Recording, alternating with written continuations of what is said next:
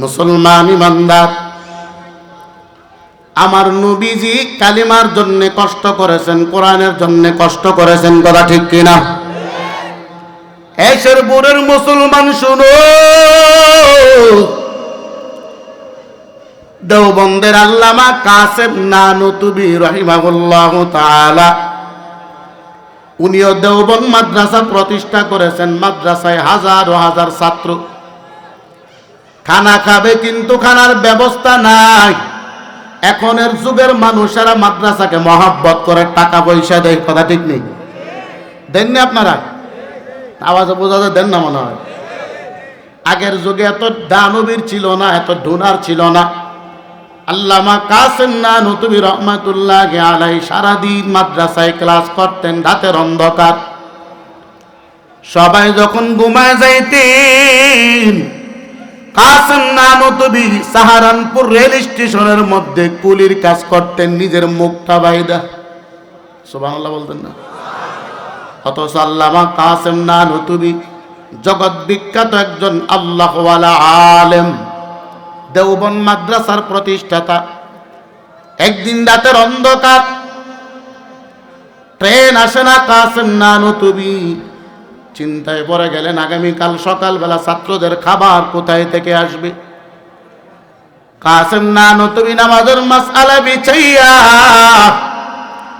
নামাজের মধ্যে দাঁড়াইয়া চোখের পানি ছেড়ে কান্না করে আল্লাহকে বলে, ও মালিক, আজকে কোনো গাড়ি নাই, কোনো প্যাসেঞ্জার নাই, আমি যদি টাকা ইনকাম করতে না পারি সকালবেলার খানার ব্যবস্থা কিভাবে হবে? শেরপুরের মুসলমান মনোযোগ দিয়া শুনো, কাসেম নানুতুবি নামাজের মধ্যে মালিকের কাছে চাইতেছে। এমন সময় হঠাৎ করে তাকায় দেখে রেল স্টেশনে একজন আল্লাহর গোলাম খ্রিস্টান বড় একটা বোঝা নিয়ে হাজির। কাসেম নানুতুবি সালাম ফিরালেন। খ্রিস্টান কয়, এ ভাই, আমার এই বোঝাটা আমার বাড়ি পর্যন্ত পৌঁছায় দেওয়ার ব্যবস্থা করেন, কুলিবাগির করেন। কাসেম নানুতুবি কয়, আজকে তো স্টেশনে আর কোনো কুলি নাই, আমি একাই আছি, আমার কাছে দেন। খ্রিস্টান কয়, না না, পারবেন না। কাসেম নানুতুবি কয়, আপনি একটু সহযোগিতা করে আমার মাথা পর্যন্ত উঠায় দেন। ওই খ্রিস্টান তো কাসেম নানুতুবির চিনি নাই, বোঝাটারে নিজের হাতে ধরে কাসেম নানুতুবি মাথার মধ্যে নিয়ে নিলেন। আশরাফ আলী থানভী লেখেন, কাসেম নানুতুবি হাঁটতেছে, খ্রিস্টানও কাসেম নানুতুবির সামনে দিয়ে হাঁটতেছে। হঠাৎ করে খ্রিস্টানের মনের মধ্যে একটা জাগনা দিল, কি ব্যাপার, এত বড় বোঝা, যে বোঝাটা নেওয়ার জন্য গাড়ির প্রয়োজন, একা মানুষ কিভাবে নিচ্ছেন? মনের মধ্যে একটা কৌতূহল। ওই আল্লাহর বান্দা খ্রিস্টান একটু স্লো হাঁটা দিয়া কাসেম নানুতুবির পিছনে চলে আসছেন। মাথার দিকে নজর করে তাকায় দেখে কাসেম নানুতুবি হাঁটতেছেন, তার বোঝাটা ভাসমান হয়ে কাসেম নানুতুবির সঙ্গে চলতেছে। চিল্লায় বলেন সুবহানাল্লাহ। ওই খ্রিস্টান ডাক দিয়ে বলি, রে ভাই, তুমি কে? কাসেম নানুতুবি কই, আমার পরিচয় হলো, আমি কাসেম। লোকটা চিনে না, বলে, তুমি কোন কাসেম?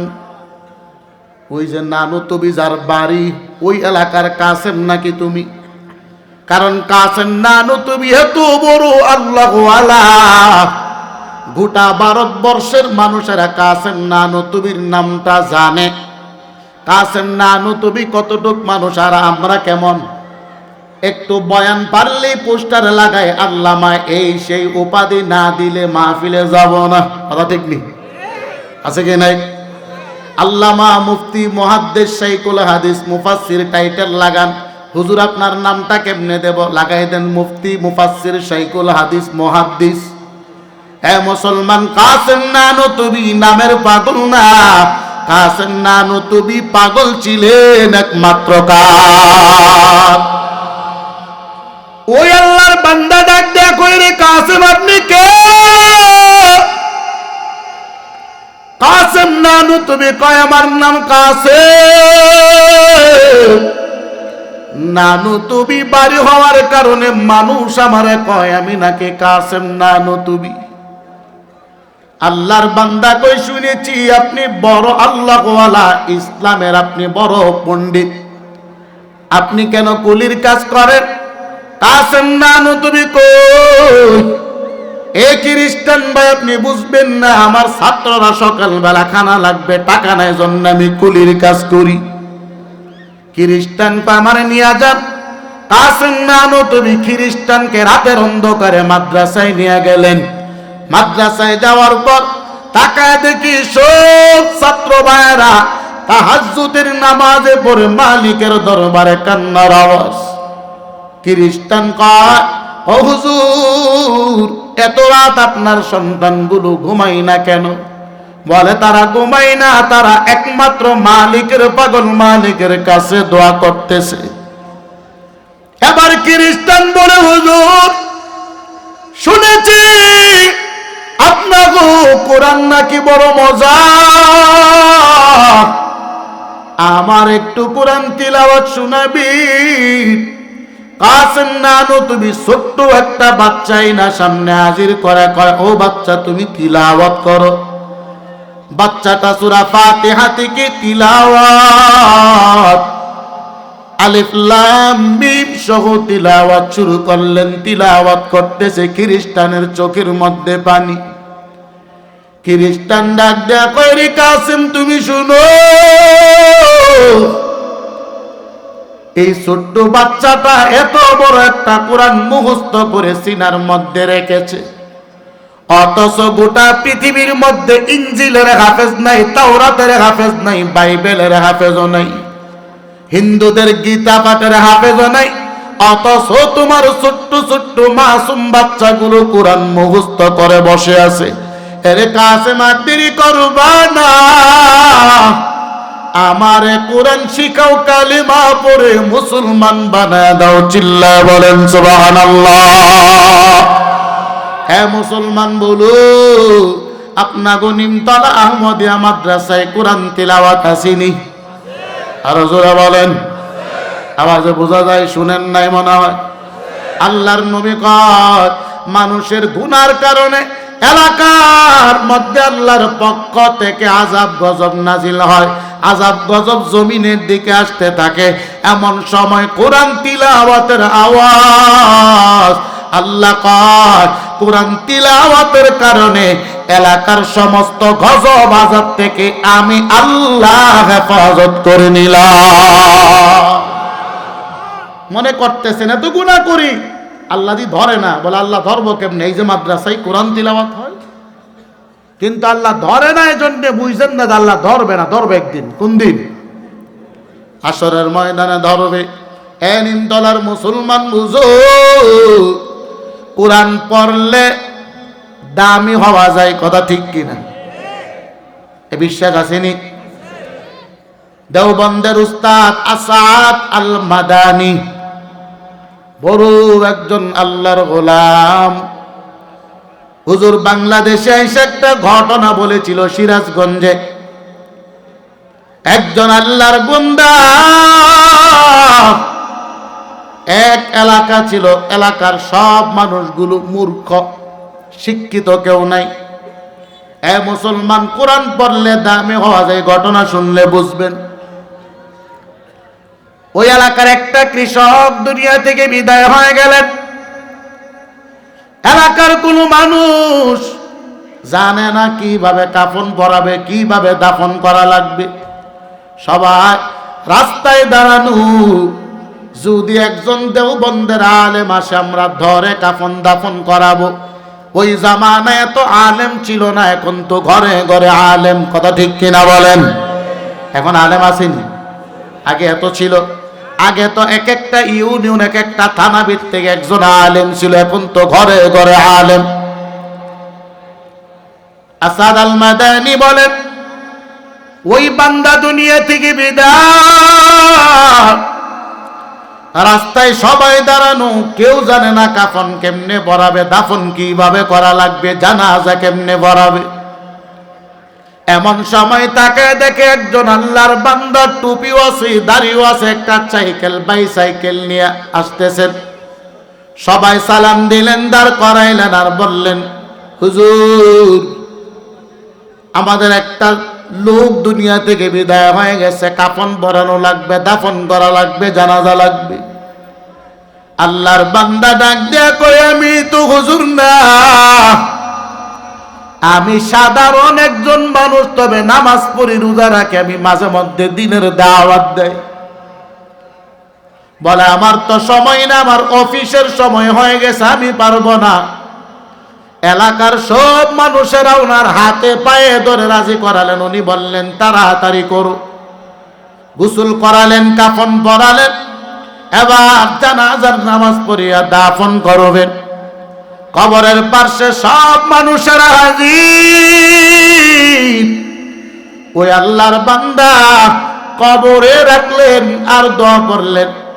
দোয়া করে কবরে রাখার সময় নিজ দিকে একটু ঝুঁকেছেন, নিজের প্রয়োজনীয় কাগজগুলো পকেটে ছিল, কাগজটা পড়ে গেছে কবরের মধ্যে। ওই আল্লাহর বান্দা জানে না। পুরা মাটি দেওয়ার পরে আল্লাহর বান্দা চলে গেলেন অফিসে। অফিসে যাওয়ার পর তাকায় দেখে কাগজ নাই। আল্লাহর বান্দা এবার কবর পর্যন্ত আসলেন, তালাশ করতে করতে কোথাও পায় নাই। এবার ভেবেছে মনে হয় কবরের মধ্যে পড়ে গেছে। সব মানুষগুলোরে ডাকাইলেন আর বললেন, ভাই আমার, আপনাদের উপকার করতে গিয়ে আমার তো একটু ক্ষতি হয়ে গেছে, আমার কাগজটা মনে হয় কবরে পড়ে গেছে। এলাকার সব মানুষ ডাক দেয়া কই, হুজুর, আমরা তো জানি না, যদি কবর করা যায় ভালো মনে করেন, আপনি করে দেখেন কাগজটা আসেনি। নিমতলার মুসলমান বুঝো, আল্লাহর বান্দা বার হাতের মধ্যে কুদাল নিয়ে 2-3 জনে কবরের মাটিগুলো সরাইলেন। যখন চাটাইটা উপরে উঠাইলেন, ওই আল্লাহর বান্দা বলে, আল্লাহর কসম, আমি তাকা দেখলাম তার কবরটা জান্নাতের বাগান হয়ে আছে। চিল্লায় বলেন সুবহানাল্লাহ। আল্লাহর বান্দা সবাইরে জিজ্ঞাসা করলেন, তোমরা কি জানুনি এই বান্দার ব্যাপারে? কাগজটা ওটাইয়া আবার মাটি চাপা দিয়া দিলেন আর বললেন, সবাই বলে, না না, আমরা জানি উনি সাধারণ একজন কৃষক, উনি মূর্খ মানুষ, উনি কোরআন জানে না, উনি কিচ্ছু জানে না। আল্লাহর বান্দা কয়, ওনার মেয়ে কোথায়? বাড়িতে পর্দার আড়াল থেকে মেয়েকে ডাক দিয়ে জিজ্ঞাসা করে, ও মা, আপনার বাবার ব্যাপারে আপনি কিছু জানেননি? বলে, না না, জানি না। কেন? এবার আল্লাহর গোলাম অফিসার ডাক দেয়া কয়, আপনার বাবারে কবর দিলাম মাত্র কয়েক মিনিটের ব্যবধান, 40-50 মিনিটের ব্যবধান। কবরে গেলাম, তাকে দেখলাম কবরটা জান্নাতের বাগান। এবার মেয়েটা ডাক দেয়া কয়, আমার বাবা তো মূর্খ মানুষ, কৃষি কাজ করত, তবে প্রতিদিন রাতের বেলা দেখতাম আমার বাবা খাটের মধ্যে বসিয়া ওই যে তক্তার উপর একটা কিতাব দেখা যায়, আমিও জানি না কি কিতাব, কিতাবটা নিয়ে আমার বাবা বসতেন আর আঙ্গুল ঘুরাইতেন আর বলতেন, সদাক্তা সদাক্তা, মানে সবগুলো সত্য সত্য। আমার বাবা কিতাবটা ঘুরাইতেন, আঙ্গুল দিয়া পড়তে জানতেন না, শুধু আঙ্গুল দিয়া ঘুরাইতেন আর বলতেন, কথাগুলো সত্য, কথাগুলো সত্য, আর চোখের পানি সেরে সেরে কান্না করতেন। আল্লাহর গোলাম কয়, আমি আবার কিতাবটা নামাইলাম, কিতাবটা নামাইতে দেরি, আমি তাকে দেখলাম ওই কিতাবটা দুনিয়ার কোনো কিতাব না, ওই কিতাবটা হলো কুরআন। আল্লাহর বান্দা কই, আমি দেখলাম ওই বান্দার হাতের চাপ এখনো কোরআনের পৃষ্ঠায় পৃষ্ঠায় পড়ে আছে, চোখের পানির দাগ পড়ে গেছে। ওই আল্লাহর বান্দা চোখের পানি ছেড়ে কাঁদে আর বলে, এরে যুবক শোনো, যে মূর্খ মানুষ কোরআন পড়তে জানে না, কোরআনকে মহব্বত করার কারণে কবরটা জান্নাতের বাগান। আমি অফিসারি করি, এত টাকা বেতন পাই, জানি না আমার কবরটা কি হবে। আল্লাহর কসম, আজকে থেকে ওয়াদা দিয়ে দিলাম, প্রতিদিন রাতের বেলা কোরআন তিলাওয়াত করে করে ঘুমাবো। হে নিমতলার মতো কবুল করো।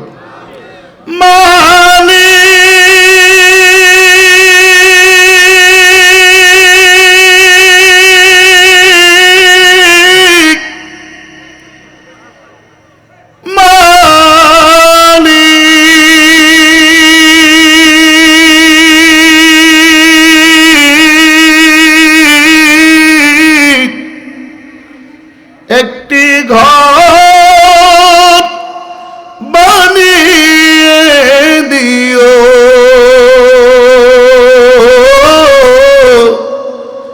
একটি ঘর বানিয়ে দিও মালিক, তুমি জান্নাতে তোমার কাছে আমার একটি ঘর বানিয়ে দিও, একটি ঘর বানিয়ে দিও। জবান খুলে বল আল্লাহু আকবার। আরো জোরে আওয়াজ দিয়ে বল আল্লাহু আকবার। আমরা সবাই জান্নাতে যাইতে রাজি আছি তো? সবাই কারা কারা যাবেন হাত উঠান। নামাজ পড়ে নাকি নামাজ ছেড়ে? আরো জোরে বলেন। সপ্তাহে কত ওয়াক্ত? হ্যাঁ, সপ্তাহে কত ওয়াক্ত? 35। সপ্তাহে কত ওয়াক্ত? আল্লাহ কবুল করুন। আল্লাহর নবী বলেন, 4 শ্রেণীর সন্তান যেই ঘরে আছে তার মা বাবা বিনা হিসাবে জান্নাতি। আরো আসতে বললেন, কই শ্রেণীর সন্তান? যারা টিকটক করে তারা জান্নাতি। 4 শ্রেণীর সন্তান যেই ঘরে আছে ওই ঘরের মা বাবা কি? 1 নাম্বার বলবো, 1 নাম্বার আল্লাহর নবী বলেন, যারা দ্বীনের জন্য শাহাদাত বরণ করেছেন, জীবন দিয়েছেন, হাসরের ময়দানে ওই সন্তান তার মা বাবাকে বিনা হিসাবে জান্নাতে নিয়ে যাবে। চিল্লায় বলেন সুবহানাল্লাহ। 2 নাম্বার আল্লাহর নবী বলেন, যে মা বাবার ঘরের সন্তান হাফেজ এবং আলেম, হাফেজ এবং আলেম, হাসরের ময়দানে ওই হাফেজকে আল্লাহ বলবেন, ইকরা ওয়ারতাকি কুনতা তুরাত্তিলু ফিদ দুনিয়া ফাইন্না ইনদাকা আখিরি আয়াতিন তাকরাউহা। ও হাফেজ সাহেব, নিমতলা মাদ্রাসায় যেমনে পড়তা শুরু করো, আলহামদুলিল্লাহর আলিফ থেকে সূরা নাসের সিন পর্যন্ত তিলাওয়াত করো, আর তুমি তোমার পুরস্কার বুঝে নাও। তোমার প্রত্যেকটা আয়াতে এক একটা তালা, এক একটা বালাখানার উপরে উঠতে থাকো। এবং হাফেজ কোরআনকে বলবে, 10 জন জাহান্নাম ওয়াজিব তাদের উপরে, এমন 10 জনকে তুমি বেছে বেছে জান্নাতে নিয়ে যাও। আরো জোরে বলেন না সুবহানাল্লাহ। তো এই হাফেজ আলেম বানাইতে গেলে মাদ্রাসার দরকার আসেনি? আরো জোরে বলেন আছে কি নাই? তো এই মাদ্রাসা যতদিন থাকবে ততদিন দ্বীন কায়েম থাকবে, কোরআন থাকবে, মাদ্রাসা থাকবে না তো কোরআনের খেদমত কমে যাবে। তো দুনিয়া যতদিন থাকবে, কোরআনের আওয়াজ যতদিন থাকবে, আল্লাহর নাম যতদিন থাকবে, ততদিন আল্লাহ জমিন ও টিকায় রাখবেন। কথা ঠিক কিনা বলেন? তো এই মাদ্রাসাগুলো থাকুক, কারা কারা চায় আমরা হাত উঠান। সবাই মাদ্রাসাকে মহব্বত করেন, আল্লাহ কবুল করে বলেন আমিন। তো আমি মুসাফির মানুষ, কেউ উঠবেন না। আমাদের আজকের প্রধান আলোচক, সারা বাংলাদেশের আন্তর্জাতিক মানের আলোচক আব্দুর রহিম আল মাদানী সাহেব দামাত বারাকাতুহু। হ্যাঁ, হুজুর চলে আসছেন, অল্প সময়ের ভিতরে স্টেজে আসবেন। কেউ উঠাউঠি করবো না, উঠলে পরে আর জায়গা পাবেন না, কারণ উনি হলেন আন্তর্জাতিক মানের আলোচক। তো আমি মুসাফির মানুষ, মাদ্রাসার জন্য আমি আপনাদের কাছে কিছু গতকাল থেকে আইনাগরের অবস্থাগুলো দেখতেছি খবরে। যদি কারো ভিতরে মানুষত্ব থাকে, মানুষ বলে দাবি করে, আমার বিশ্বাস তার চোখের পানি ধরে রাখা সম্ভব নাই না করে যে অত্যাচার করেছেন। আল্লাহ আমাদের সবাইকে হেফাজত করা বলেন আমিন। আওয়ামী লীগের ভাই যারা আছেন তারাও আমাদের ভাই, কথা ঠিক কিনা? দেশের মধ্যে অত্যাচার চলতেছেন, নির্বিচারে এখন মানুষকে ধরা হচ্ছে, হত্যা করা হচ্ছে। আমি বলবো যারা অপরাধী তাদেরকে ধরেন, নিরপরাধ যারা তাদেরকে আপনারা কোনো আঘাত করবেন না। পারবেন তো ইনশাল্লাহ? আরো জোরে বলেন পারবেন তো ইনশাল্লাহ?